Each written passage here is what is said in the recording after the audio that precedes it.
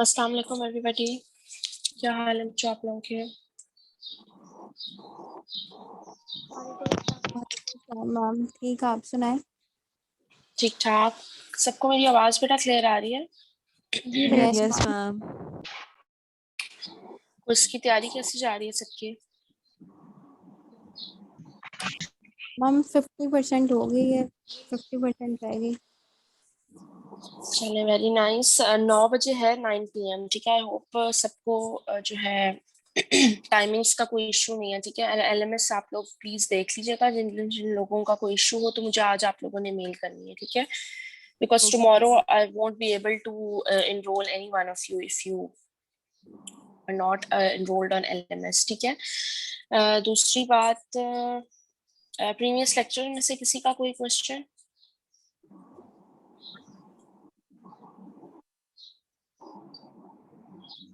No questions from the previous lecture?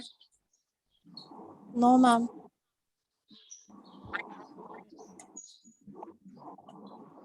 ठीक हो गया, हम आज का लेक्चर स्टार्ट करते हैं फिर। Today we will be discussing lecture number 8 of behavioral sciences. ठीक हो गया। एंड किसका माइक अनम्यूट है?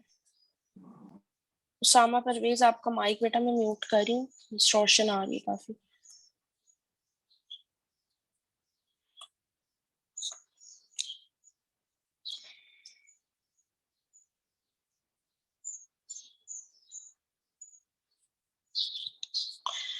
Okay, so today we will be starting lecture number 8, ठीक है। लेक्चर नंबर 8 का जो हमारा बेसिकली लेक्चर आउटलाइन है that is metacognition and memory. Basically आज का जो हमारा सारा लेक्चर है it is based on memory, the different types of memory, stages of memory, anatomy of memory, biochemistry of memory, methods to improve the memory and pathological changes, ठीक है। सबसे पहले we'll be discussing what is metacognition, ठीक है। Metacognition is basically the thinking about how we think. It refers to the knowledge people have about their own thought process, ठीक है। तो basically metacognition को अगर if I describe it in very simple way, तो metacognition is your ability to understand your whole thought process, ठीक है। कि आप अपनी thinking को understand करें। Basically it is the process जिससे आप कोई भी चीज को plan out करते हैं, उस चीज को monitor करते हैं, उस अपनी understanding को देखते हैं कि आपको एक चीज की कितनी अंडरस्टैंडिंग है, ठीक है। जैसे few people are preparing for a quiz, ठीक है, and 10 to 15 lectures are included. So first you will try to assess that what I already know from these lectures. In lectures में से कौन सा lecture है जो कि मुझे already आता है या मुझे उसको revise करने की जरूरत नहीं। So that is your metacognition ability, that you know that what's the whole thought process and what do you already know about the subject. And then according to your thought process you will learn the topics that you don't understand, ठीक है। जैसे कुछ लोग को लगता है कि उनको एक चीज लिख कर याद होती है, कुछ को लगता है कि वो अगर एक चीज को बार बार रिवाइज करें तो उनको याद रहती है, कुछ लोग कहते हैं कि वो कोई वीडियो देखें तो उस चीज से उनको कॉन्सेप्ट क्लियर होता है। तो that is the thought process, कि उनको किस तरीके से वो अपनी थॉट प्रोसेस को जो है अंडरस्टैंड करते हैं। तो that is your ability of metacognition, ठीक है। तो basically how you plan to approach a learning task, how you use appropriate skills to solve a problem, how basically you are self-assessing or self-correcting yourself ठीक है, अगर आपने अपने आप को सेल्फ असेस किया है और आपको अपने अंदर कोई you have find something that जो कि नहीं होनी चाहिए, तो how will you self correct your self, अपने आप को एवेलुएट आप किस तरह से करते हैं, that is the metacognition capability. Metacognitive awareness is not seen in children as it develops later in life. Good learners are highly aware of their own thinking and memory, and they use this information to regulate their learning. ठीक है, तो जो लोग होते हैं जिनमें बहुत ज्यादा अच्छी पिकिंग पावर होती है, या जो कि बेसिकली गुड लर्नर्स होते हैं, उनके अंदर मेटाकॉग्निशन की कैपेबिलिटी जो है वो बहुत ज्यादा अच्छी होती है. ठीक है, अब कुछ दो तीन तरह के हमारे पास स्टूडेंट्स की अगर हम बात करें, कुछ स्टूडेंट्स होते हैं हार्ड वर्किंग होते हैं, but they are not that much intelligent. कुछ होते हैं जो कि इंटेलिजेंट होते हैं, इतने हार्ड वर्किंग नहीं होते. ठीक है, तो गुड लर्नर्स जो होंगे वो आपके पास मेटाकॉग्निटिव कैपेबिलिटी उनमें ज्यादा अच्छी होगी, बिकॉज दे बेसिकली नो कि उन्होंने एक चीज को किस तरह से, एक स्किल को किस तरह से लर्न करना है according to their own thought process. ठीक है, so how we can improve basically, अब इसके कुछ एग्जांपल्स हैं, फिर मैं आपको इसका बताती हूँ that how you can improve your metacognition capability. सबसे पहले जैसे एग्जांपल्स में to get an A on the next week essay exam and the motivation level is very high, so what is my goal and how motivated I am, that will be his thought process. Do I actually want to get an A, or I just would be okay with getting a B grade. ठीक है, तो अपनी motivation level को पहले understand करेगा कि do I really want to get an A, and if he really wants to get an A, then he will study according to that. So basically how you can improve your metacognition में, you are supposed to catch opportunities that reflect on your overall performance. ठीक है, आप जब तक अपनी performance को evaluate नहीं करेंगे, you will not be able to understand कि आपको क्या चीज बेहतर आती है या किस चीज में आपको improvement की जरूरत है. तो basically it's a sort of a self evaluation process through आप अपनी metacognition capability को जो है understand कर सकते हैं. ठीक है, कोई बेटा किसी का कोई question related to this?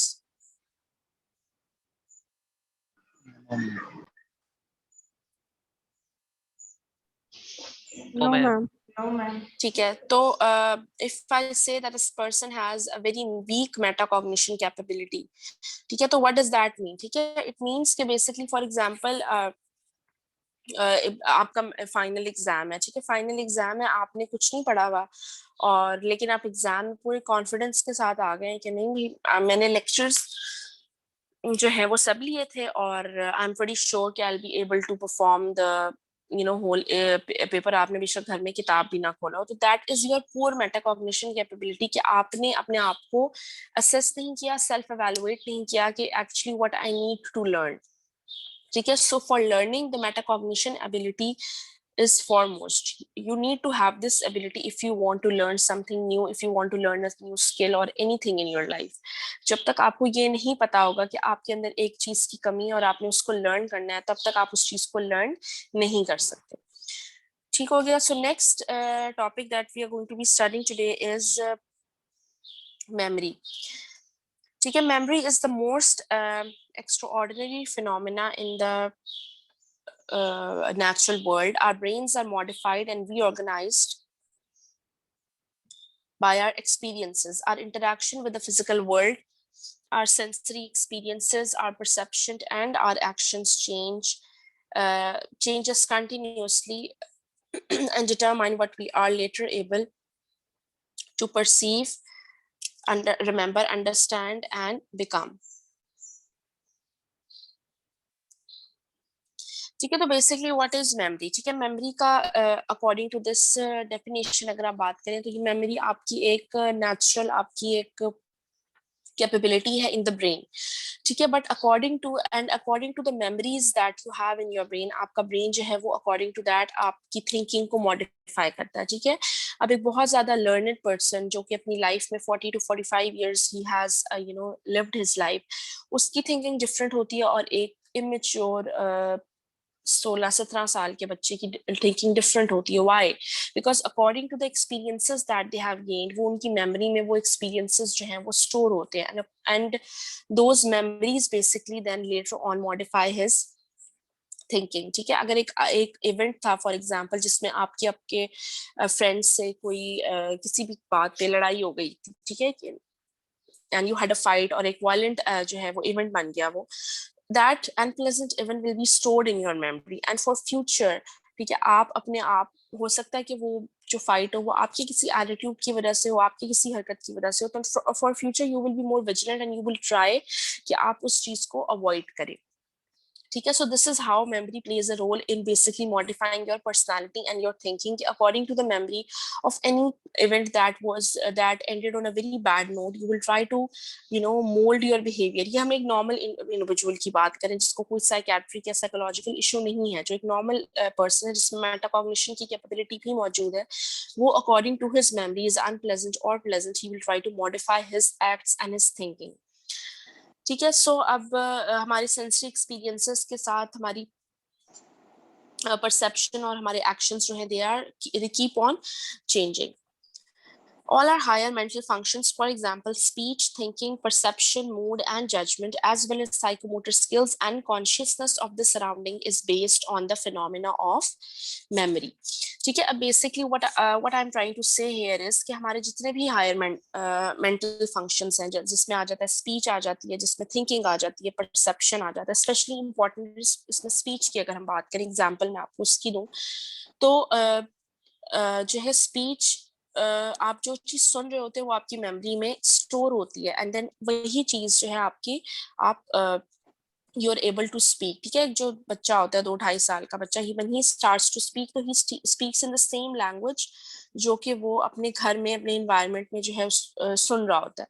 Why? Because जो भी चीज आप सुन रहे हो, you are hearing from your environment, from your people who are close to you, that is being stored in your brain as a memory, and then later on you are able to speak out those words, आप उस memory को retrieve करके आप वही words जो हम बोलते हो। तो speech, thinking, perception, आपका mood, ठीक है, mood is also depending on your memory. If you're just sitting here watching TV और आपको अपनी कोई unpleasant memory याद आ जाती है which is related to the death of somebody who was very close to you, or maybe when you failed an exam, तो आपका mood automatically जो है according to that it will become very low. So mood is also very has a close link with your memories. Then judgment, as well as psychomotor skills and consciousness of the surrounding. ठीक है, judgment is also very important according to the, for example, if I had a very poor experience with someone at a bank, ठीक है, मेरा बहुत बुरा experience होगा किसी bank officer से, and he was never listening to me, मेरा काम नहीं हुआ, तो next time when I go to another bank, I'll already be judging that same person because in my memory that unpleasant event is still there. So according to the memories that you have related to your past experience, आप उस चीज को जो है live in करते हो, अपनी उस चीज को भूलते नहीं हो, एंड अकॉर्डिंग टू दैट आपकी जो है थिंकिंग और आपकी परसेप्शन जो है वो चेंज होती है। Now coming to the stages of memory. Stages of memory में we have 3 different stages. The first stage is encoding, storage and retrieval. ठीक है, 3 हमारे पास बेसिक इसकी stages आ जाती हैं। Number 1 stage is encoding. Encoding में क्या हो रहा है basically that the sensory information is received and coded. बेटा please everyone please mute your mics, ठीक है, मैं बार बार आप लोगों के माइक्स म्यूट नहीं करूंगी, प्लीज ट्राई टू। अब तो आई थिंक ऑनलाइन पढ़ पढ़ के इस बात को आप लोगों को पता ही है, इट्स नथिंग न्यू नाउ, ठीक है। encoding means that the sensory information is received and coded and or transformed into neural impulses that can be processed further or stored for later use, ठीक है। तो encoding का क्या मतलब है कि कोई भी चीज, for example you listen to a song, ठीक है, तो वो आपके सेंसरी इंफॉर्मेशन से न्यूरल इम्पल्सेस के through it is transformed and then it is stored और प्रोसेस्ड इनटू योर ब्रेन, ठीक है। अब वो ब्रेन में वो sensory information for how much time store रहेगी, that depends upon your attention span and the importance you are giving to that particular thing. अगर आप उस चीज को इंपॉर्टेंस ज्यादा दे रहे हो तो वो आपकी लॉन्ग टर्म मेमोरी में चली जाएगी, लेकिन अगर आप उस चीज को इतनी इंपॉर्टेंस नहीं दे रहे या उस चीज को आपने इतनी अटेंशन कॉन्सेंट्रेशन नहीं दी, तो that will be stored in the short term memory. और अगर आपने बिल्कुल भी उसको जो है आपने जैसे फॉर एग्जांपल हम कहीं पर भी जाते हैं, तो for example we are in a market place, ठीक है, तो हमें चारों तरफ से आवाजें तो आ रही होती हैं, कोई किसी को बुला रहा है, कोई कहीं पे कोई गाना लगा हुआ है, कोई कहीं हॉर्न की आवाज है, तो वो सारी सेंसिटिव इंफॉर्मेशन है। तो but all of that is useless information. आप सिर्फ उस बंदे की बात सुन रहे होंगे जिसके फॉर एग्जाम्पल शॉप में आप खड़े होके बात उससे कर रहे हैं, सेल्समैन, उस सेल्समैन की आप बात सुन रहे होंगे। बाकी साइट्स पे लोग क्या कह रहे हैं, सेल्समैन क्या करे, वो आप सुन जरूर रहे होंगे, but that is least important to you. आप उसकी आपका अटेंशन जो है वो एक सेल्समैन की तरफ होगा। तो व्हाट विल हैपन इज के जो सराउंडिंग की वॉइसेस है वो आपकी सेंसिटिव इंफॉर्मेशन को परसीव तो करेगा, but it will not be stored neither as a short term memory neither as a long term memory. तो इनकोडिंग जरूर होती है, but just as a sensitive memory जो कि फॉर लाइक अ सेकेंड आपको याद रहती है, उसके बाद you don't remember it because it was not important. The next stage of memory is storage. Like a computer program, the encoded information should be stored into memory system. Some bits of information are stored briefly and used once and then discarded. Others, like telephone number, are used frequently and stored on permanent basis. ठीक है, जैसे storage में कोई भी आपकी memory है, जो भी encoded information it is stored according to the its frequency of use या इट्स इंपॉर्टेंस। ठीक है, अब जैसे पहले telephone numbers we used to dial with the PCL phone, तो हमें टेलीफोन नंबर्स जो है वो याद रहते थे। Now we just use the phone handbook, phone की जो कॉन्टैक्ट बुक होती है, तो we usually don't remember the telephone numbers. Even हमने जो रोज भी जिनको कॉल करनी हो, हमें मोस्टली उनके भी टेलीफोन नंबर्स इतने याद नहीं होते because we are not dialing them. Other than that, जैसे आजकल पासवर्ड्स हैं, ठीक है, पासवर्ड अगर आप उसको सेव कर दें और आप उसको जो है ना काफी देर तक टाइप करें तो आपको पासवर्ड्स भूल जाते हैं। So according to the frequency of usage of that particular information वो आपकी स्टोर होगी। अगर बहुत फ्रीक्वेंटली यूज हो रही है तो वो परमानेंट बेसिस पे आपकी लॉन्ग टर्म मेमोरी में चला जाएगा, बट अगर इतना ज्यादा उसका यूज नहीं है तो वो आपकी शॉर्ट टर्म मेमोरी में रहेगा। ठीक है जी बच्चों, किसी का कोई क्वेश्चन अभी तक? मैम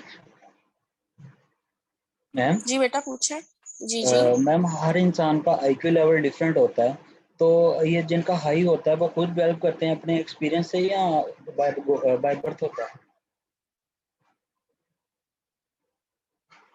अच्छा, जो आईक्यू लेवल है ना, इट्स मोर और लेस बाय बर्थ। ठीक है, आईक्यू का मतलब है कि इट्स इंटेलिजेंट क्वेश्चन कि आप इंटेलिजेंट कितने हो। ठीक है, जो हम बात करें ना अभी जो मैंने बात की कि अकॉर्डिंग टू दैट आपकी थिंकिंग चेंज होती है एंड ऑल दैट। ठीक है, वो चीज है कि जो आप अपने एक्सपीरियंसेस से शेयर करते हो। ठीक है, अब एक बंदा है फॉर एग्जांपल, अगर उसका आईक्यू उतना अच्छा नहीं है या लो आईक्यू पर्सन है, ठीक है, तो मे बी वो अपने पास्ट एक्सपीरियंस से अगर उसको एक कोई ऐसा इवेंट हुआ जो कि अच्छे नोट पे एंड नहीं हुआ, तो may be he does not have that capability कि वो उस चीज से लर्न करे। वो हो सकता है कि वही चीज दोबारा से करे। कहते हैं ना, we learn from our mistakes. ठीक है, तो कुछ लोग होते हैं वो एक दफा गलती करके सीखते हैं, कुछ लोग होते हैं वो 3 दफा वही गलती करके फोर्थ टाइम उनको समझ आती है कि नहीं, आई डोंट हैव, मैंने ये नहीं करना। ठीक है, तो ये नो डाउट आपके आईक्यू पे, आपकी बहुत सारी चीजों पे ये चीजें डिपेंड करती हैं, बट आईक्यू इज समथिंग जो कि बाय बर्थ ही आपका होता है। उसको आप मजीद यू कैन नॉट से कि आप उसको पॉलिश करें। वो जस्ट एक ग्रूमिंग के थ्रू जो है बेटर एक वे में आप उसको शो कर सकती हो कि एक हाई आईक्यू पर्सन अगर उसको एक अच्छा इन्वायरमेंट मिले तो वो एक बहुत अच्छी लर्नड पर्सन बन सकता है। बट आईक्यू इज समथिंग जो कि आपका यूजुअली बाय बर्थ होता है, फ्रॉम योर पेरेंट्स, जेनेटिकली जो है ये चीज होती है। ठीक हो गया? एनी अदर क्वेश्चन किसी और का? No ma'am, thank you. Okay, next stage of memory, which is the last stage, is the retrieval.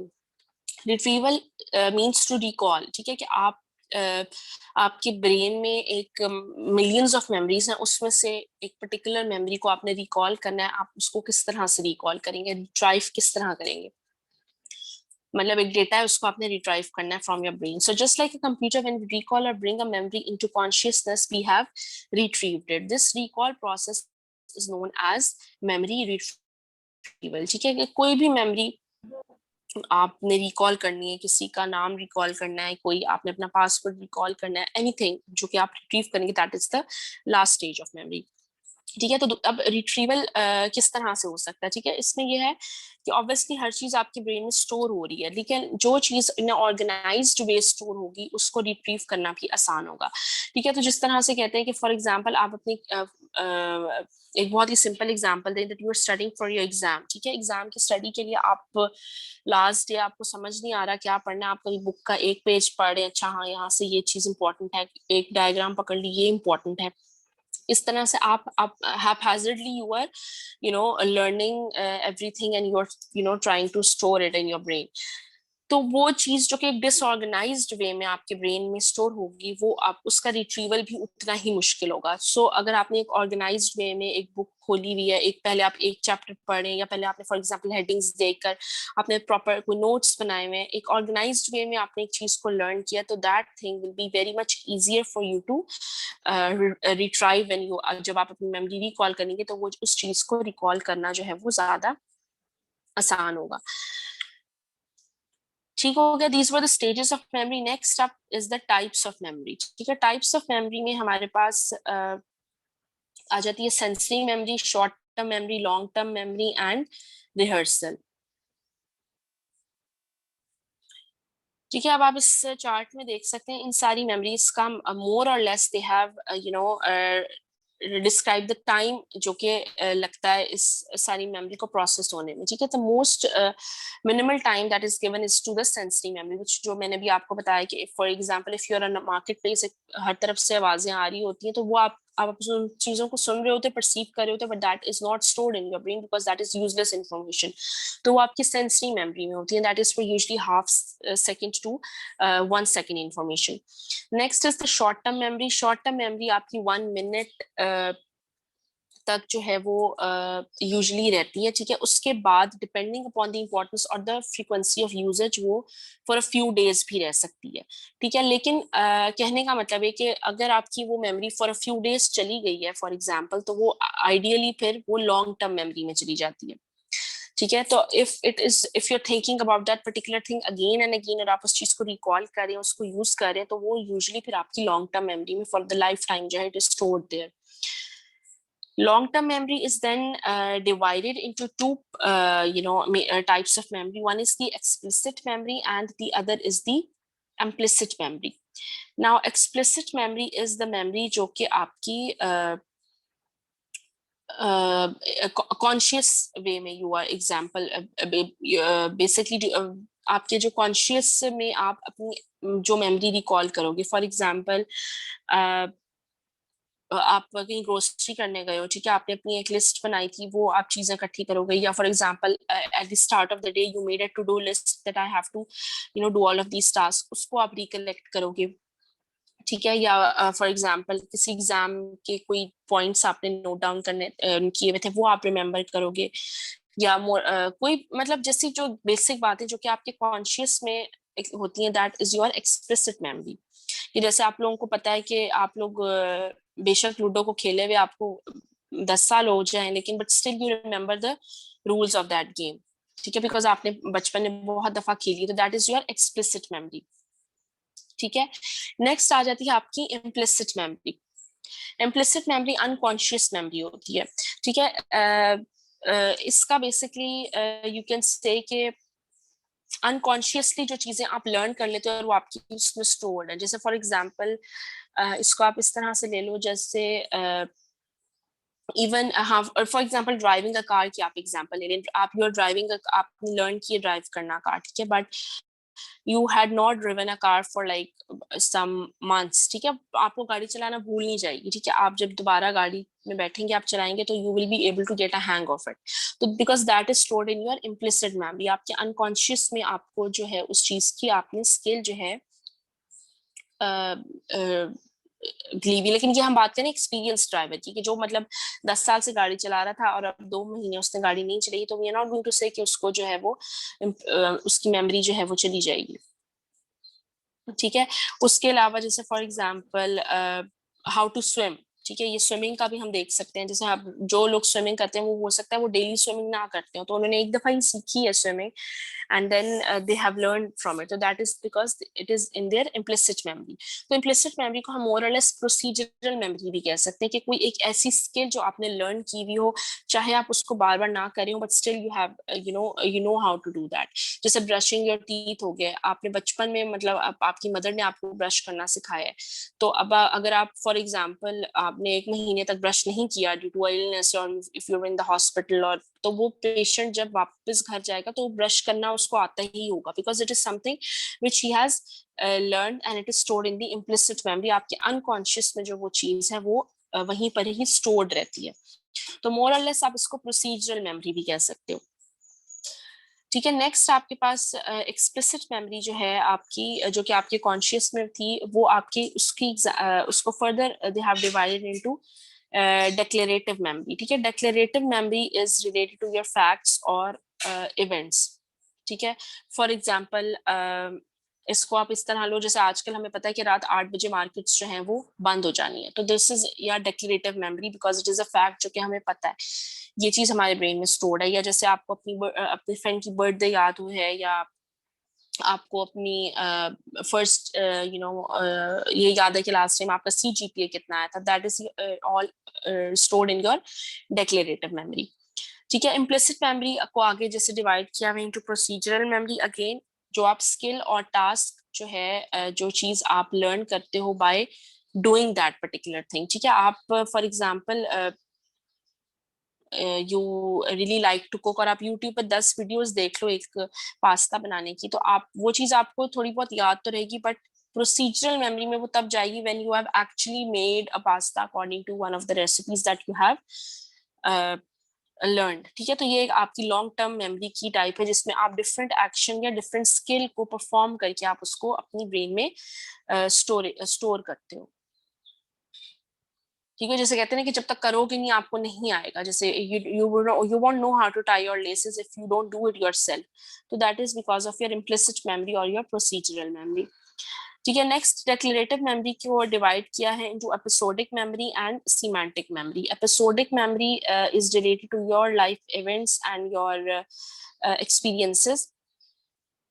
ठीक है, जो भी मतलब फॉर एग्जांपल एपिसोडिक जो भी आपकी रिकलेक्शन हो आपके इवेंट्स की, फॉर एग्जांपल आपका फर्स्ट डे ऑफ स्कूल है, या आपकी ग्रेजुएशन पार्टी, या एनीथिंग जो कि आपके पर्सनल इवेंट्स से रिलेटेड होगा, that is your episodic memory. ठीक है, देन सिमेंटिक मेमोरी अगेन आपकी वही फैक्ट्स एंड कॉन्सेप्ट्स पे आ जाती है कि आपको जो है फैक्चुअल इंफॉर्मेशन आपको याद है कि आपको ये याद है कि पाकिस्तान का जो कैपिटल है वो इस्लामाबाद है. ठीक है, ये सिमेंटिक मेमोरी में स्टोर्ड होगा आपकी. ठीक है, इसकी बेटा सबको समझ आई, किसी को कोई कंफ्यूजन? अभी हम वैसे ही 1 बाय 1 सेंसरी और इसको शॉर्ट टर्म और लॉन्ग टर्म को डिस्कस करेंगे. यस मैम, क्लियर है. ठीक है, नेक्स्ट सेंसरी मेमोरी क्या होती है? Sensory memory it is the storage of sensory events such as sight, sound and taste with no further processing and interpretation. Because many stimuli are received at one single time, so sensory memory appears to last briefly about 1/2 to 1 second. ठीक है, जैसे मैंने आपको कहा कि sensory information जो है वो आपकी बॉडी में हर जगह सेंसरी रिसेप्टर्स होते हैं. ठीक है, तो वो sensory receptors they take up that sensory information and they process it by the nervous system, but according to the importance of that वो आपकी या तो शॉर्ट टर्म मेमोरी में जाएगी, या if it is not important तो it will stay in the sensory memory for a second and then it will be lost for ever. Because हमारे पास 5 सेंसेस हैं, साइट, हियरिंग है, टेस्ट, स्मेल एंड टच. ठीक है, तो ये सब चीजें जो है अकॉर्डिंग टू इनके रिसेप्टर्स के accordingly the information is then processed.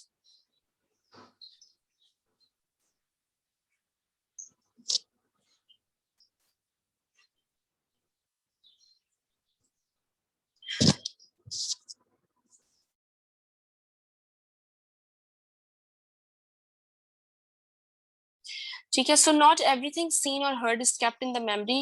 Next आपकी शॉर्ट टर्म मेमोरी में आ जाते हैं. Short term memory is brief but longer than the sensory information. Selective attention determines what information moves on to the short term memory. ठीक है, जैसे अभी मैंने बताया कि सेंसरी मेमोरी में आप हर तरफ से सेंसरी इंपल्सेस को जो है आप रिसीव कर रहे होते हो, बट जो जिस चीज को आप सिलेक्टिव अटेंशन दे रहे होगे, that information is then transform from the sensory memory to your short term memory. Unless the information is important, it is quickly dumped from the short-term memory and it is lost forever. Short-term memory can be stored as images, but more often they are stored as sounds, especially in recalling words and letters, and it acts as a temporary storehouse of information. ठीक है, तो basically जो short term memory होती है वो आपकी for a minute जो है वो प्रोलॉन्ग कर रही होती है, एंड आफ्टर दैट अगर आप उसको बार बार रिपीट कर रहे हैं, for example verbally if you are repeating that thing, तो वो आपकी रिहर्सल के through it will be dumped into your long term memory.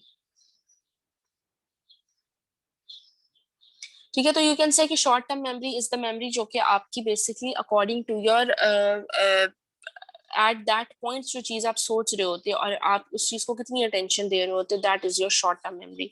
At the same time, it provides the working memory where we do much of our thinking, for example dialing a phone number, doing mental arithmetic, and remembering a shopping list.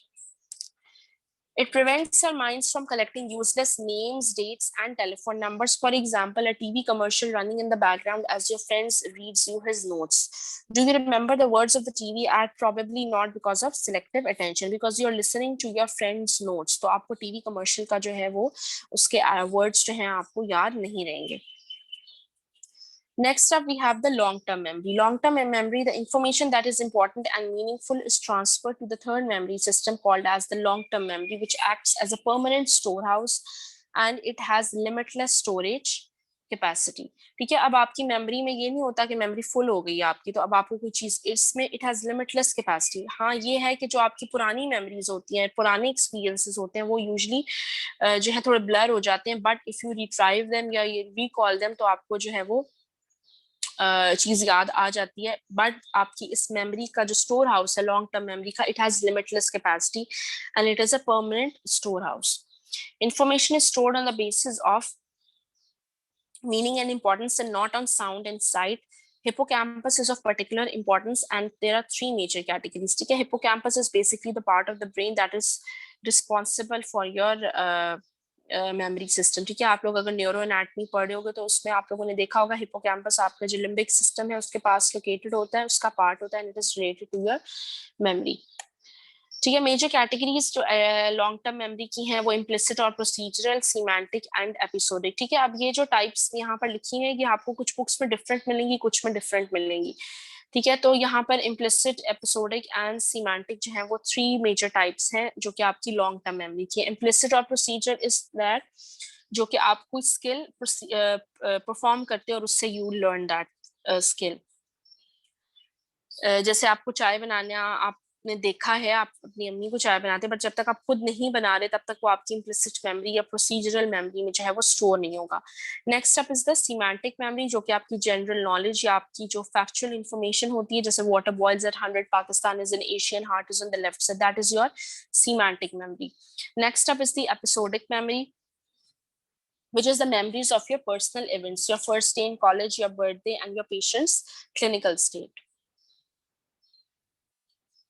ठीक है, अब इस flow chart से आप देख सकते हैं sensory input आया एंड सेंसरी मेमोरी जो है वो डेवलप हुई, but the information that is unattended it will be lost. Sensory memory में जो इंफॉर्मेशन जिसको पर्टिकुलर इंटेंशन मिलेगी वो आपकी शॉर्ट टर्म मेमोरी में चला जाएगा. ठीक है, शॉर्ट टर्म मेमोरी में if that short term memory is unrehearsed then it is again lost. ठीक है, अब आपने रिहर्सल की इस पर्टिकुलर शॉर्ट टर्म मेमोरी की तो it will be encoded into your brain as a long term memory. Long term memory में some information may be lost over time. ठीक है, you cannot say that it is lost, you can say कि वो थोड़ी सी due to new experiences, new information जो है वो dump थोड़ी सी हो जाती है, but it is actually not lost. ठीक है, long term memory को you can retrieve and as a short term memory जो आप उस चीज को रिकॉल कर सकते हैं. Rehearsal is the fourth type of memory. The process of rehearsal consists of keeping items of information in the center of attention by repeating them silently or aloud. ठीक है कि आप एक चीज को बार बार verbally rehearse कर रहे हो. The amount of rehearsal given to item is important in the transfer of information from short-term memory to long-term memory. Short-term memory को अगर आप rehearse नहीं कर रहे होगे तो वो आपकी long-term memory में नहीं जाएगा. So rehearsal is very important if you want something to be stored in your long-term memory. There are two types of rehearsal: maintenance rehearsal and elaborative rehearsal. Maintenance rehearsal means to just going over and over what is to be remembered does not necessarily succeed in transferring it to the long-term memory. But elaborative rehearsal really works. It is an active process involving giving the material organization and meaning as it is being rehearsed. It means कि आपने elaborative rehearsal का मतलब ये है कि आपने पूरा अपनी attention और जो है वो आपने उस particular rehearsal में you are spending, ठीक है, एक पूरा active process है जिसमें आपने जिस चीज को आपने rehearse करना है उसको आपने एक organized way में you are trying to rehearse it. Maintenance rehearsal में just यही है कि आप ये just verbally going it over and over again, but आपने उसको organize नहीं किया और आपका उस तरह से selective attention नहीं है to that particular thing. So maintenance rehearsal जो है वो लॉन्ग हो सकता है, परमानेंट बेसिस पे आपके ब्रेन में वो चीज स्टोर ना हो, बट इलैबोरेटिव रिहर्सल में वो जो चीज आपने इलैबोरेटिव रिहर्सल के थ्रू जो है मेमोराइज की होगी it is always present in your long term memory. ठीक है, ये वही चीज जो है दोबारा से रिपीट है. नेक्स्ट इज, अभी तक बेटा किसी का कोई question related to the stages of memory? Any one of you? Rehearsal से ऊपर वाला चार्ट एक बार एक्सप्लेन कर दो. क्या एक्सप्लेन कर दूं बेटा? रिहर्सल से ऊपर वाली स्लाइड जो चार्ट सब बना हुआ है ये वाला? यस. अच्छा, इसमें Yes, बेसिकली ma'am. बेटा तीन टाइप्स ऑफ मेमोरीज को बताया उन्होंने. The first is the sensory memory, then the short term memory and then the long term memory. ठीक है, सेंसरी मेमोरी का मैंने आपको बताया कि ये वो मेमोरी है जो कि आपकी हाफ सेकंड से 1 सेकंड तक जो है ये प्रोग्रेस करती है. ठीक है, सेंसरी मेमोरी अब किस तरह से बन रही है कि आपको एक सेंसरी इनपुट आया. सेंसरी इनपुट कोई भी हो सकता है, योर आपने कुछ सुना, कुछ देखा, कुछ स्मेल किया, कुछ खाया, anything that is related to your sensory receptors in your body, उस चीज को आप सेंस करेंगे and through the neural impulses वो चीज आपके नर्वस सिस्टम में प्रोसेस होगी. ठीक है, and then it goes into your sensory memory. Sensory memory में वो फॉर अ सेकंड रहेगी, but if you are giving it particular attention, ठीक है, आप उस चीज को सिलेक्टिव अटेंशन दे रहे होगे तो वो आपकी मेमोरी जो है sensory memory due to the attention that you have given it to them वो शॉर्ट टर्म मेमोरी में डेवलप हो जाएगी. बट अगर आपने उसको अटेंशन नहीं दी, आपने उसको इंपॉर्टेंस नहीं दी उस पर्टिकुलर सेंसरी इनपुट को, सेंसरी मेमोरी को, तो that unattended information is automatically lost because that is useless information.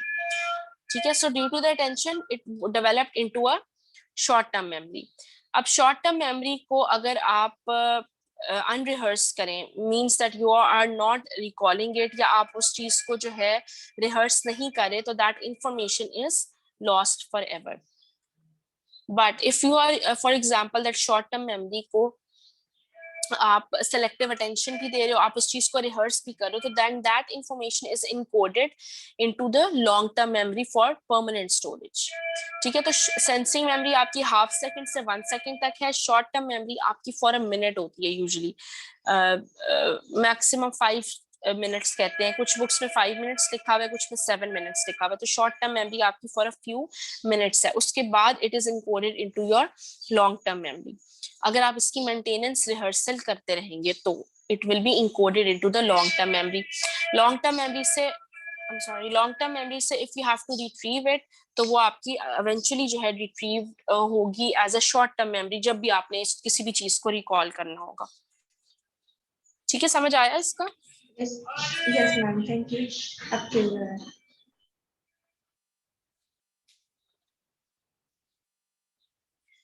ठीक हो गया जी. आगे रिहर्सल का हमने पढ़ लिया था. Now we are going to study about forgetting. Forgetting, it is the inability to recall information and the apparent loss of information already encoded and stored in the long-term memory.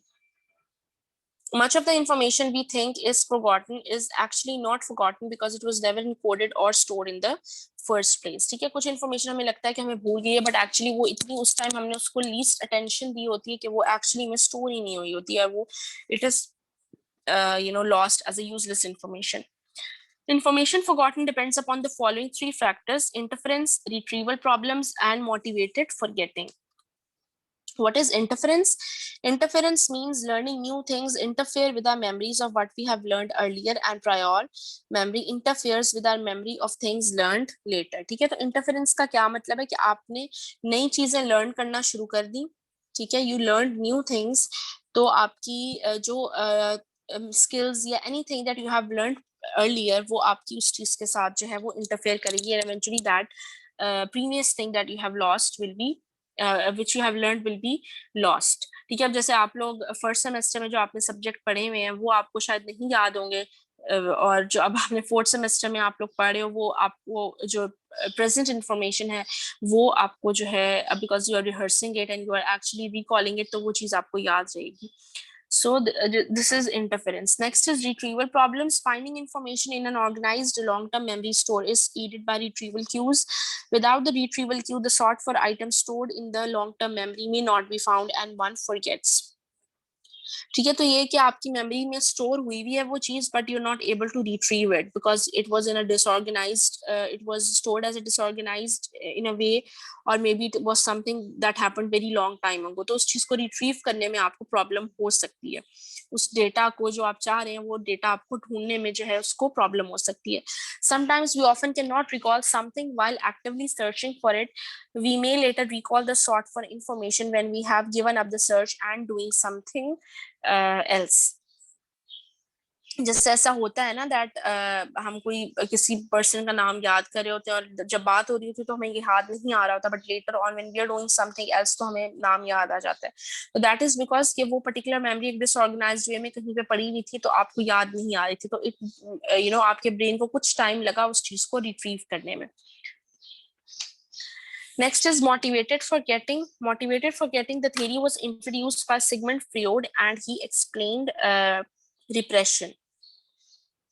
ठीक है, motivated forgetting basically क्या होती है? इसमें you can ये एक theory है basically. It's a psychological behavior in which people may forget the unwanted memories. ठीक है, कुछ लोगों में ये चीज होती है, इसको हम repression कहते हैं. That it refers to the tendency of people to have difficulty in retrieving anxiety provoking information. कि जिस चीज से उनको जो है anxiety हो रही हो उस particular इवेंट को या उस पर्टिकुलर इंफॉर्मेशन को जो है forget करना शुरू कर देंगे, या they have difficulty in recalling that event. So that is why people generally forget unpleasant events and remember only the pleasant events.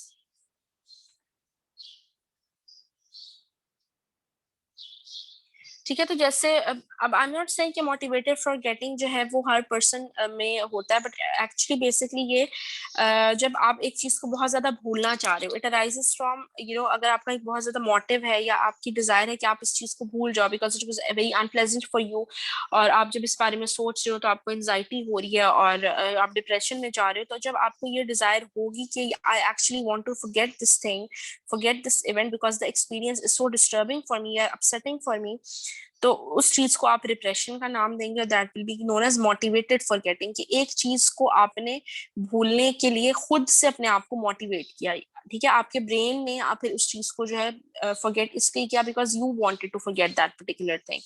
तो ये कोई भी चीज हो सकती है, maybe when you failed an exam और maybe when you had a very bad car accident, so it was a very disturbing or upsetting event for me. So you keep on saying it in your mind that I want to forget this, it's very upsetting for me, मुझे anxiety हो जाती है, इस बारे में मैं नहीं सोचना चाहती, I just want that मैं इस चीज को भूल जाऊं. तो ultimately a time will come when you will आपको वो चीज एक blur की तरह ही याद रहेगी, उस तरह से आपको याद नहीं रहेगा. So that is known as motivated forgetting because you actually motivated your brain to forget that particular event because it was giving you anxiety. इस चीज को आप रिप्रेशन भी कहते हैं. ठीक है, any question up till now? ये थी आपकी मेमोरी की टाइप्स. ठीक है, ये फॉरगेटिंग की सारी समरी है. ठीक है, वही बात जो है दोबारा से रिपीट हुई भी है. Now things methods to improve the memory, ठीक है, ये वन बाय वन हम सारे इसको देखते हैं आगे। Knowledge of results, knowledge of results means कि आपके पास फीडबैक हो कि आपने जो चीज सीखी है उसका कितना क्या रिजल्ट है आपके पास। Learning occurs most effectively when feedback और knowledge of results allow you to check and see if you are learning, ठीक है। आपका हम सारे सेमेस्टर में हम क्विजेस असाइनमेंट्स देते हैं, वाइवास देते हैं, क्यों देते हैं? ताकि इससे आपको भी अपनी सेल्फ एवेलुएशन होती है, आपको अपना भी फीडबैक मिलता है कि आपको कितना नॉलेज जो है यू हैव एक्चुअली गेन्ड, तो उससे आप बेहतर तौर पे लर्न करेंगे। Attention, a setting that enhances your focus while studying and ensure minimal distraction, क्योंकि आपने अगर कोई चीज याद रखनी है तो ये नहीं कि आप एक जो है बर्थडे पार्टी पे चले जाएं, वहां पे बुक खोल के बैठ जाएंगे, it will be very difficult for you because there are lot of distractions. तो चीज जो है आपको याद नहीं रहेगी बिकॉज आपको हर तरफ से सेंसरी इनपुट्स जो हैं वो आ रहे होंगे, तो हो सकता है वो आपकी शॉर्ट टर्म मेमोरी में जो है वो चीज डेवलप हो रही हो। तो लॉन्ग टर्म मेमोरी में किसी चीज को if you want to store it for a long time, तो you need to make sure कि आपका अटेंशन स्पैन जो है वो बिल्कुल 100% होना चाहिए with minimal distraction from the surroundings. Then recitation and rehearsal which is the elaborative rehearsal, जो हमने पढ़ा था कि आप बार बार से एक चीज को रिहर्स करें। Then organize, organization is also very important. For example, if you have to learn a list of these words, ठीक है, तो आप उसको organize करें into chunks, ठीक है, जैसे north, east, west, south, then the seasons name and then the colors name। तो इस तरह से आपको जो है चीजें याद अगर आप करेंगे तो it will be easier for you to recall them once you have learned them। अगर आप इस तरह से बस एक डिफरेंट एक disorganized mass की तरह याद करेंगे तो it will be difficult for you to actually recall it। Then selection, practice careful and selective markings in your textbook, ठीक है, जो कि यूजुअली आप हाईलाइट करते हैं कुछ इंपॉर्टेंट पॉइंट्स को, वो आपको जो है चीज याद रहती है। Serial positioning is also very important. Points में अगर आप नंबर 1 पॉइंट होगा वो आपको, because it is the most important point, तो सीरियल पोजिशनिंग के अकॉर्डिंगली थिंग्स जो है वो इजिली मेमोराइज हो जाती हैं। Then mnemonics, it's an any kind of a memory system or aid, and it is a tool to help remember facts or a large amount of information।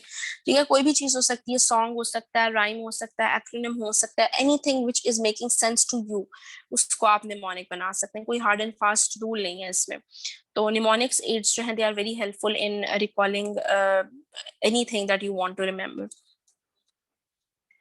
Basic principles क्या है mnemonic formation के? Use mental pictures, make things meaningful, make information familiar and form bizarre unusual mental association.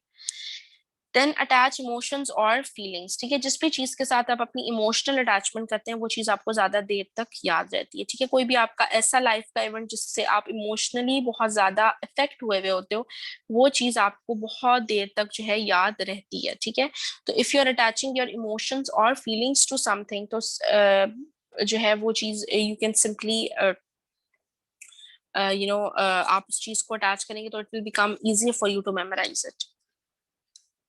Overlearning, that memory is greatly improved when studies continued beyond bare mystery and you continue to study the material again and again.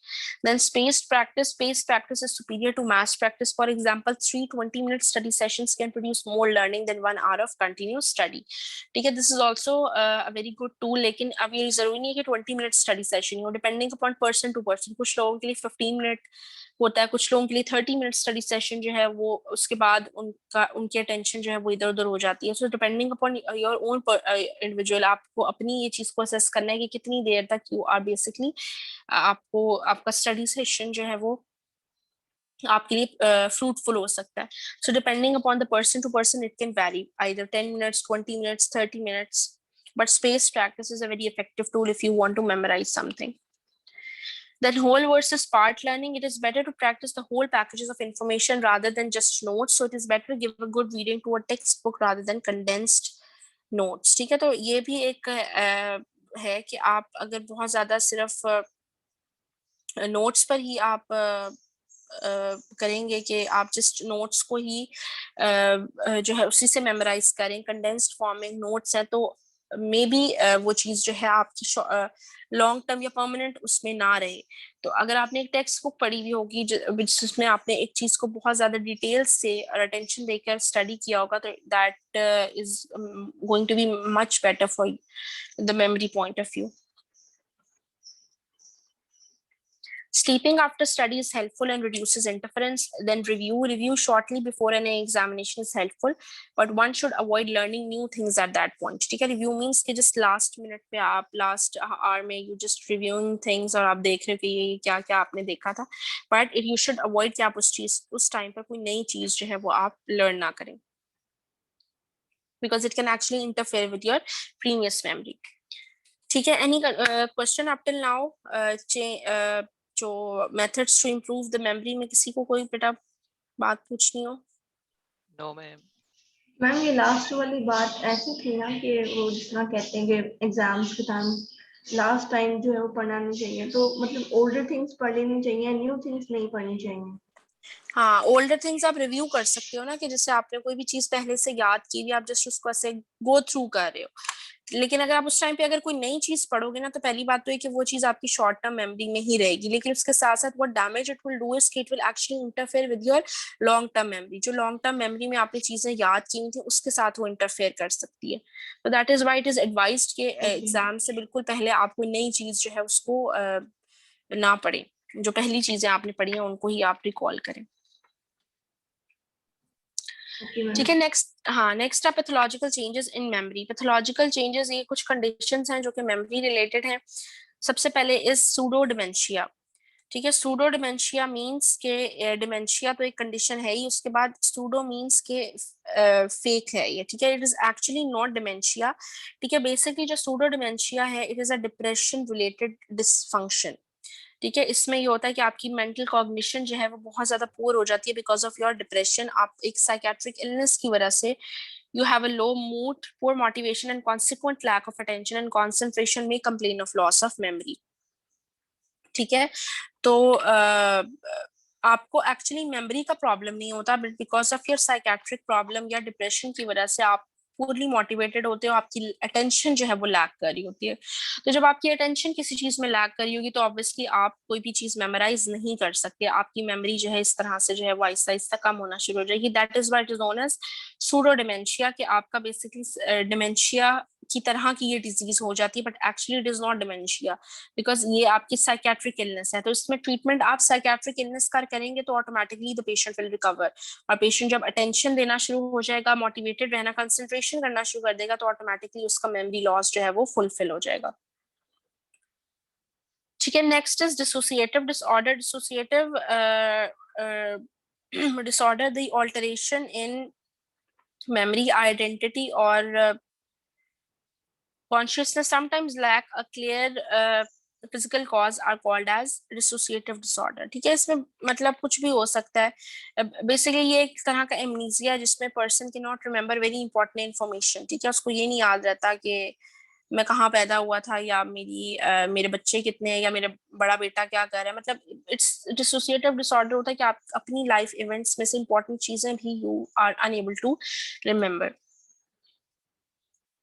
Loss of integrative function, social and psychological stresses, interruption, recalling old information and changes in the ability to think. ठीक है, तो ये इसकी आगे different types होती हैं, उसकी खैर हम डिटेल में नहीं जाएंगे, लेकिन according to that different types different symptoms आते हैं पेशेंट को।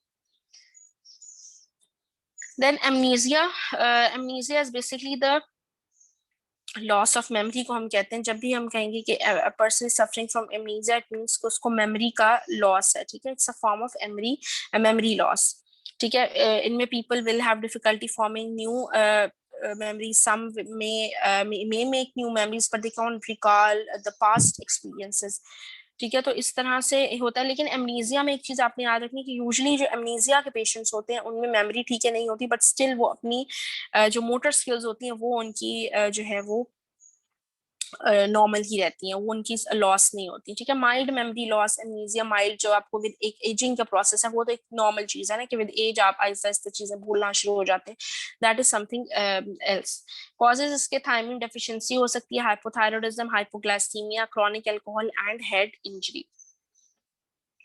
ठीक है, नेक्स्ट जो हम वर्ड यूज करते हैं डिमेंशिया। ठीक है, डिमेंशिया का जो वर्ड है it is not just memory. ठीक है, इसमें आपकी जो है डिफरेंट इसमें सिम्टम्स आते हैं। ठीक है, एक तो फॉरगेटफुलनेस तो है ही है, इसके अलावा इसमें आपकी मेमोरी इम्पेयरमेंट के साथ कम्युनिकेशन और आपकी बेसिकली ओवरऑल थिंकिंग जो है वो आपकी इसमें इम्पेयर हो जाती है. Deficient in reasoning and problem solving, for example it happens in Alzheimer's disease which is a degenerative disease. ठीक है, तो जब बेसिकली डिमेंशिया में आपके ब्रेन सेल्स को डैमेज हो रहा होता है, ठीक है, and this damage then interferes with the ability of your brain cells to communicate with the other person, to have a a problem thinking, problem solving capability जो है उस person में नहीं रहती. तो memory is just a symptom of dementia. Memory loss is just a symptom of dementia. Dementia के और other various जो है हमारे पास symptoms आते हैं.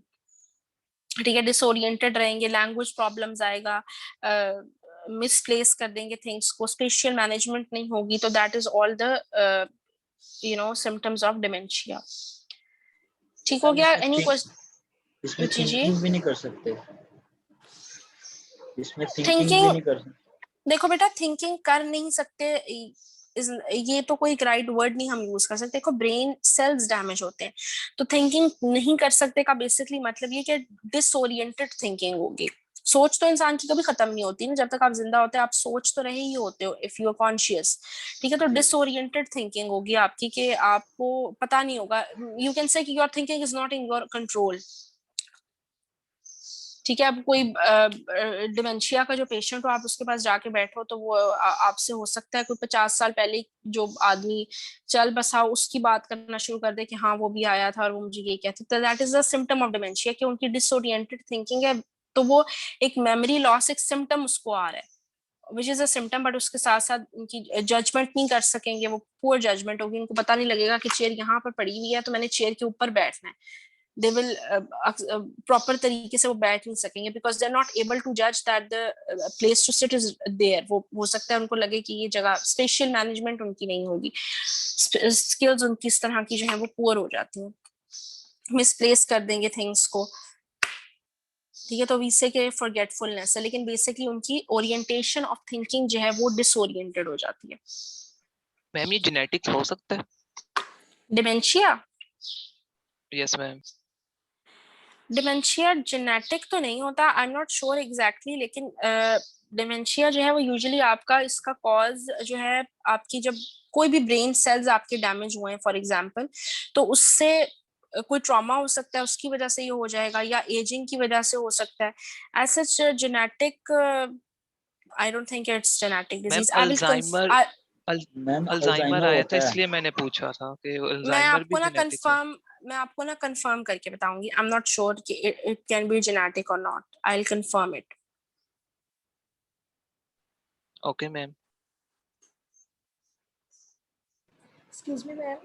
जी जी. मैम एमनीजिया में लॉस ऑफ मेमोरी होती है तो वो परमानेंट होती है कि अगर वो नॉर्मल लाइफ गुजारे बाद में तो वो रिकवर हो जाती है उसके बाद आहिस्ता आहिस्ता?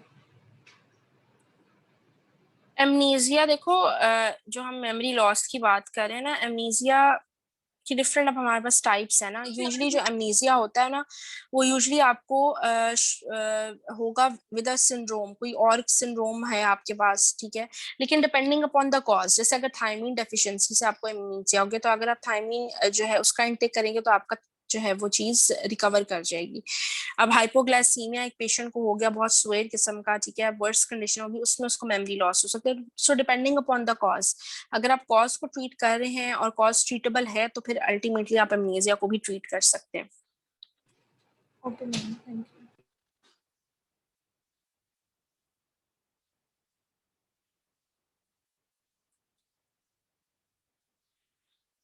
ठीक हो गया. अब यूजुअली एमनीजिया जो है वो रिकवरेबल होता है, जैसे हेड इंजरी हो गई है, हेड इंजरी के बाद सम टाइम्स लगते आफ्टर सम टाइम जो है वो आपकी ब्रेन की जो है वो एमनीजिया की सिम्टम्स आहिस्ता आहिस्ता they start to go away, but depending upon the cause. Okay ma'am, thank you. ठीक हो गया. Any other question? No ma'am. Questions? ठीक हो गया. चलिए बच्चों, कल के क्विज की तैयारी करें. 15 आप लोगों के होंगे क्वेश्चंस, ठीक है, and 20 minutes will be given to you people. और प्लीज मेक श्योर कि आप लोगों के इंटरनेट कनेक्शन वगैरह ठीक ठाक हो. बाकी आई थिंक मंडे से यूनिवर्सिटी आप लोगों की ओपन हो गई on campus. I think classes हैं क्या? Excuse me ma'am. मैम जिन स्टूडेंट्स का LMS इशू है उन्हें आप मेल करेंगी पेपर? क्या LMS इशू है आपका? फीस की वजह से पहले तो सिर्फ पोर्टल ब्लॉक होता था, अब LMS भी ब्लॉक है। तो वो तो अब यूनिवर्सिटी मंडे से रिज्यूम हो रही है तो तब भी सॉल्व होंगे। तो जो आउट ऑफ स्टेशन स्टूडेंट्स हैं फिर वो क्या करें? बाकी क्विजेस भी हुए हैं तो वो मैम मेल कर देती हैं। चलो जिसका फिर अगर कोई इशू है फीस का, प्रॉपर डिफॉल्टर है वो, क्योंकि आपका पोर्टल ब्लॉक होगा, तो I will check if the portal is blocked as well, तो इट मींस कि आप फी डिफॉल्टर हैं। तो I will confirm it from the portal, तो उन्हीं बच्चों को मैं फिर मेल करूंगी exam, otherwise all the rest of you will have to, लेकिन आपने भी within 20 minutes you will have to submit it back to me. Yes ma'am, और मैं आपको फिर मेल कर दूं सेपरेटली या आप फिर खुद ही कर देंगी? नहीं नहीं, आप मुझे मेल करें ना, मुझे तो नहीं पता कि आपका ओके LMS मैम। का इशू आ रहा है। ठीक है, जिन जिन का ओके मैम। LMS का इशू आ रहा है because of LMS blockage due to portal blockage, उन्होंने मुझे ईमेल करना है, मुझे खुद मैम से नहीं, मैं चेक नहीं कर सकती। जी जी। नेक्स्ट वीक से क्लासेस हमारी ऑन कैंपस होंगी। बेटा मेल तो यही आई है, आई थिंक सो। मैम वो पता नहीं, आपने वैक्सीन लगवा ली है? मैंने अभी नहीं लगवाई। मैम हमने नहीं लगवानी, अब क्या करें? वो कह रहे हैं जिन्होंने नहीं लगवाई वो नहीं आएंगे। क्यों नहीं लगवानी? मैम इसको इंसानों पे एक्सपीरियंस किया जा रहा है, पहले किसी चीज पे किया ही नहीं है, डर लगता है मैम, क्योंकि एक आर्टिकल पढ़ा था उसमें लिखा था कि वैक्सीन लगवाने के 2 साल बाद बंदा मर जाएगा। अच्छा, आप लोग तो एजुकेटेड बच्चे हो, आप लोगों को तो ऐसी बातें नहीं करनी चाहिए। ठीक है, शुरू में तो सब ये भी कहते हैं कोरोना कुछ नहीं है, ये जस्ट एक साजिश है, बट कोरोना इज रियल। ठीक है, इट इज नॉट अ साजिश, so please try to be mature. ठीक है, ये सब बातें होती हैं, हकीकत टीवी यूट्यूब पे ना देखा करें आप। नहीं मैम, वैक्सीनेशन जो मैंने भी न्यूज़ आपको पेपर में मिल रही पढ़ा है, है। आप देखो बेटा मेरी बात सुनो, अब हर तरह की होती है ना वैक्सीनेशन, जो आपको मिल रही है आपने वो लगवानी है। ठीक है, ट्रायल्स हम ये नहीं कह सकते कि ये चीज जो है बिल्कुल एक एक्यूरेट होगी, लेकिन बात यह है कि इतने मिलियन लोगों में लगी है एक चीज, और उसमें अगर चंद लोगों को कोई साइड इफेक्ट आया है तो वो तो एक नॉर्मल सी बात है ना। मेडिसिन भी कोई खाता है तो उसमें मिलियन लोग खाते हैं, उसमें से कुछ को साइड इफेक्ट हो जाता है। ठीक है, तो आई वुड एडवाइस कि सब वैक्सीनेशन, मैंने भी आज या कल में जाके वैक्सीनेशन लगवानी है, और वैक्सीनेशन आपको, आप चाहें या ना चाहें, आपको लगवानी पड़ेगी। You will not be allowed in the university premises. लेकिन मैम अभी यूनिवर्सिटी, यूनिवर्सिटी ने बहुत वेग सी मेल किया है कि बस यही उन्होंने बताया कि आप वैक्सीनेशन ज़रूरी है to be on campus, and then they said कि ऑनलाइन एंड हाइब्रिड स्टफ भी कैरी आउट हाँ वो रहेगा। ना, अभी कुछ यस तो मैम। समझ नहीं आ रही है, हमारे टीचर्स ने भी अभी हमें कंफर्म नहीं किया कि मंडे को ऑनेस्टली क्या हमें होगा खुद भी या नहीं, ट्यूसडे हमें को। खुद भी नहीं अभी ऑनेस्टली पता। ठीक है, अभी ऑनेस्टली मुझे भी नहीं पता कि मंडे को 8 यस बजे वाली क्लास आपकी ऑन कैंपस होनी है या ऑनलाइन होनी है। ठीक है, तो I will go to the university and I will, मैं मतलब मैं जाकर ही पता कर सकती हूँ ऑब्वियसली, क्योंकि वो मेल वाकई थोड़ी वेग सी ईमेल थी, उसमें मुझे भी थोड़ी अंडरस्टैंडिंग नहीं हुई कि हाइब्रिड है या ऑनलाइन है। तो बट खैर वो मैं कंफर्म करके आपको ईमेल एक्सक्यूज मी करती हूँ। मैम। मैम तो जैसे अभी श्योर जिन्होंने मैम। वैक्सीनेशन नहीं लगाई और मतलब मैम वैक्सीन में तो थोड़ा टाइम भी लग जाता है कि जैसे अगर आपने लगवानी हाँ है अभी तो वो टाइम कंज्यूमिंग भी है, तो मैम तब तक फिर हम लोग ऑनलाइन अपना सब कुछ मतलब कर सकेंगे या मतलब कैसे होगा सारा कुछ? देखें बेटा मेरी मैम अब बात सुने, मेरी बात सुने, अब ये आप लोग ना बातें थोड़ी सी ना अंडरस्टैंड करने की कोशिश करें। यूनिवर्सिटी रिज्यूम हो गई, अब सारे मुल्क के स्कूल खुल चुके हैं। ठीक है, मंडे से ऑनवर्ड्स। सो वैक्सीनेशन लगवाना जो है ना वो आपकी फॉरमोस्ट जो है ना वो जॉब होनी चाहिए। ठीक है, अब कोई एक्सक्यूजेस का टाइम नहीं है कि टाइम लगता है वैक्सीनेशन में। अगर तो आप लाहौर में, I don't know about other cities, if you are in Lahore तो आप वहां पर जाएं, मैक्सिमम आप 1 घंटे में फारिग हो जाते हैं, जितना मर्जी भी रश हो। ठीक है, मेरे बहुत सारे जानने वालों ने वहां से लगवाई है, मैंने भी आज या कल में जाना है।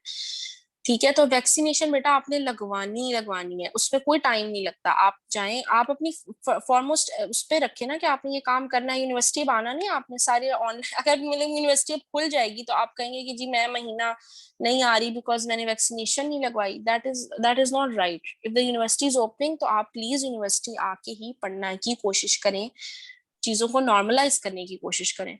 ठीक है, obviously for the time being, अभी मैं ये नहीं कह रही कि यूनिवर्सिटी ने कहा है कि कल ही वैक्सीनेशन लगवाएं, मंडे को सब वैक्सीनेटेड हो। I know that is not possible for all of us.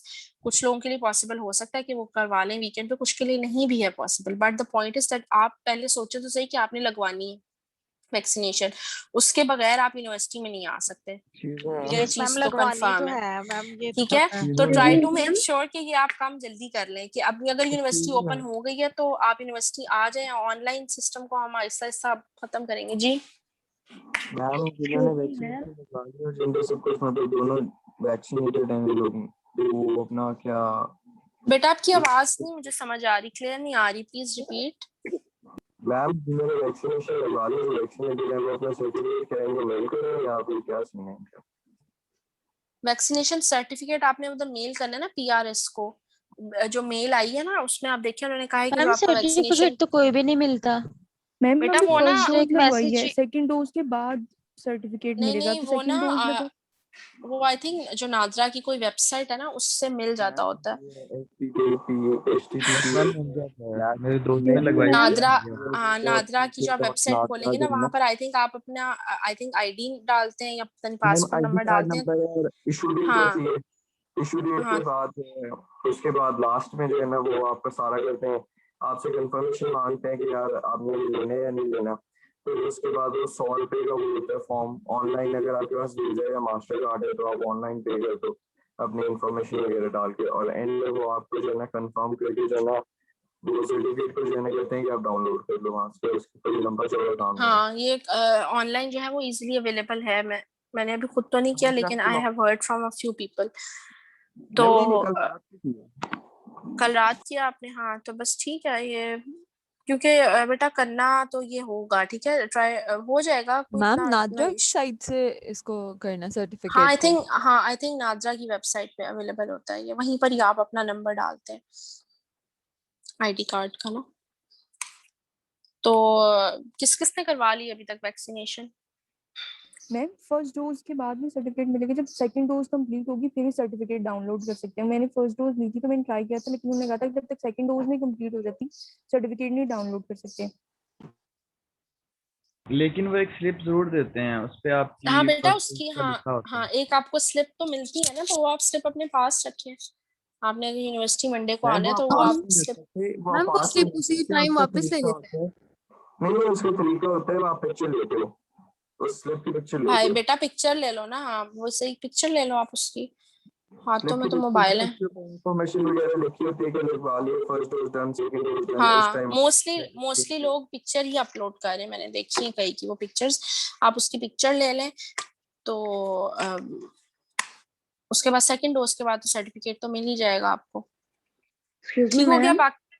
हाँ जी मैम मैंने ये पूछना था कि अगर फॉर एग्जांपल हाइब्रिड हो जाता है आफ्टर मंडे, तो मैम मेरे ना कुछ इश्यूज हैं, मेरी मदर की डेथ हो गई थी तो हम लोग हॉर शिफ्ट हो रहे हैं, तो मुझे 1-2 महीने का मार्जिन चाहिए, अगर आप मेरा ऑनलाइन कर सकती हैं, क्योंकि मैंने कुछ टीचर से बात कर ली है, वो तो मान गए हैं इस चीज के लिए। तो बेटा करनी अभी ना मैं कुछ नहीं कह सकती because I am not sure if the hybrid system is happening और नॉट। ठीक है अगर तो ऑन कैंपस ही है तो फिर मैं अभी मैं ना आपको कोई श्योरिटी नहीं दे सकती कि हाइब्रिड सिस्टम में, अगर तो हाइब्रिड है तो ऑब्वियसली आई वोंट माइंड, आप बेशक ऑनलाइन पढ़ लो, मुझे तो उससे कोई एतराज नहीं है। लेकिन अगर हाइब्रिड सिस्टम नहीं है, ऑन कैंपस ही क्लासेस होनी है, तो फिर you will have to write a proper application for that, और उसके लिए आई गेस आपको लीव अप्लाई करनी है, जो भी करना होगा। ठीक है लेकिन वो मैं आपको श्योरिटी के साथ जो है कंफर्म करके बता सकती हूँ, अभी नहीं मैं आपको कंफर्म कर सकती। अगर ऑनलाइन ऑन कैंपस क्लासेस हैं उनको मीट कर दी है, तो उन्होंने मुझे बायोस्टैट्स के लिए अलाउ कर दिया है, और दो सब्जेक्ट्स के लिए भी अलाउ कर दिया है सरफनान की तरफ से ना मुझे। मैंने टीचर से भी बात कर ली थी, तो वो कह रहे थे कि हाइब्रिड ही होगा। चलो मैं आपको कंफर्म करके बेटा बताऊंगी, उनको शायद इन्फॉर्मेशन मिल गई होगी, मुझे अभी इस बारे में इन्फॉर्मेशन नहीं है। ठीक है तो जैसे ही मुझे कोई इन्फॉर्मेशन मिलेगी आप मुझे ईमेल एक दफा कर दें तो मैं उसके फिर रिप्लाई में आपको जो है बात बता दूंगी जो भी होगा। अगर तो हाइब्रिड है तो फिर, अगर तो हाइब्रिड है तो फिर तो कोई इशू नहीं होगा आई थिंक सो, तो बाकी आई लेट यू नो। अच्छा मैम वो बताइएगा कि अगर ऑन कैंपस क्लासेस होती हैं तो ऑल स्ट्रेंथ आएगी या 50-50% आएंगे? आई थिंक ऑल हाइब्रिड हुआ स्ट्रेंथ्स तो में, हाफ ही। हाँ अगर हाइब्रिड हुआ तो फिर 50-50 आएगी, अदरवाइज तो सारों नहीं आने। तो ये सब बातें बेटा मैं ना एक मेल करके आपको कंफर्म करके बताऊंगी। ठीक है ओके मैम। अभी मुझे खुद नहीं, क्योंकि Okay, रात को ma'am. ईमेल आई है 7 साढ़े 7 बजे, तो ma'am I will ask and then let you know. Ma'am बस ये अब चीजें एंड हो जाएं, काफी टाइम से इस चीज में हम हाँ फंसे लेकिन हुए हैं। आप लोग पता नहीं, मुझे लगता है यूनिवर्सिटी आना नहीं चाहते। अभी भी बहुत सारे बच्चे यही कह रहे हैं सकते हमने हैं मैम, ऑनलाइन ही इसलिए तो कह रहे हैं कि ये कोरोना खत्म हो समझ लो ना हमारे ऑनलाइन पढ़ने की आदत होगी मुझे लगता है सारों को, है ना। चले खैर, होपफुली ऑनलाइन आई पढ़ के थिंक मुझे ऑनलाइन ही तो मरीज तक करेंगे फिर हम लोग। हाँ नहीं, I think I am very positive about it. इंशाल्लाह I think this is going to be ending, और इंशाल्लाह थोड़ा थोड़ा नॉर्मलाइज होना शुरू हो जाएगा। लेकिन वैक्सीनेशन आप सब जरूर रजिस्टर करवाएं और जल्दी से जो है उसको कैरी ऑन करें। इंशाल्लाह एवरीथिंग विल बी फाइन। ठीक है, चलें बेटा, I am going to end this meeting. आप लोगों की आई थिंक नेक्स्ट क्लास भी होगी। अल्लाह हाफिज मैम। ओके जी, अल्लाह हाफिज, अल्लाह हाफिज, अल्लाह हाफिज। अल्लाह हाफिज।